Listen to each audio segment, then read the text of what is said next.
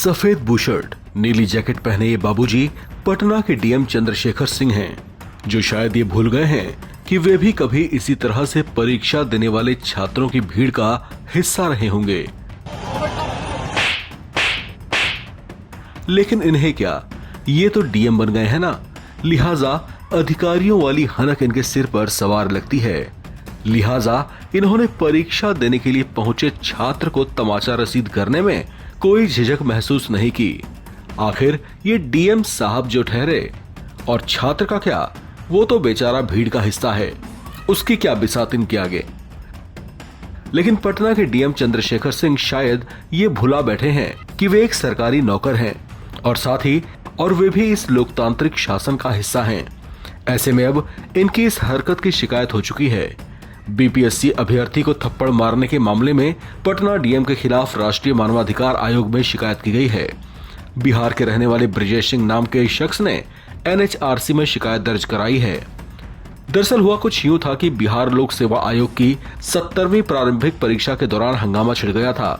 पटना के बापूधाम के exam centre पर अभ्यर्थी बीपीएससी 70वीं प्रीलिम्स एग्जाम देने के लिए पहुंचे थे। परीक्षा जैसे ही खत्म हुई, अभ्यर्थियों ने अचानक हंगामा शुरू कर दिया। उनका आरोप था कि पेपर की सील पहले से ही खुली हुई थी।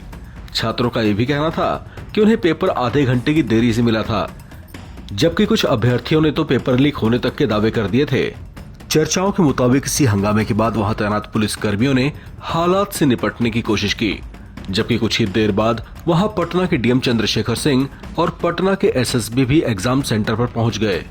छात्र हंगामा कर ही रहे थे कि डीएम चंद्रशेखर सिंह ने आपा खो दिया और उन्होंने अचानक हंगामा कर रहे अभ्यर्थियों में से एक को थप्पड़ रसीद कर दिया। बताया जा रहा है कि इसके बाद वहां मौजूद पुलिस कर्मियों ने उस छात्र को पकड़ लिया था। उनकी इस हरकत को वहां मौजूद दूसरे छात्रों और कुछ लोगों ने रिकॉर्ड कर लिया, जो अब सोशल मीडिया पर काफी वायरल हो रही है। डीएम चंद्रशेखर सिंह के खिलाफ एनएचआरसी में शिकायत दर्ज कराई गई है। इसके बाद अब देखना यह है इस मामले में मानवाधिकार आयोग किस तरह का एक्शन लेती है। हालांकि कुछ मीडिया रिपोर्ट्स के मुताबिक डीएम पहले ही अपनी सफाई में कह चुके हैं कि उनकी मंशा किसी को आहत करने की नहीं थी।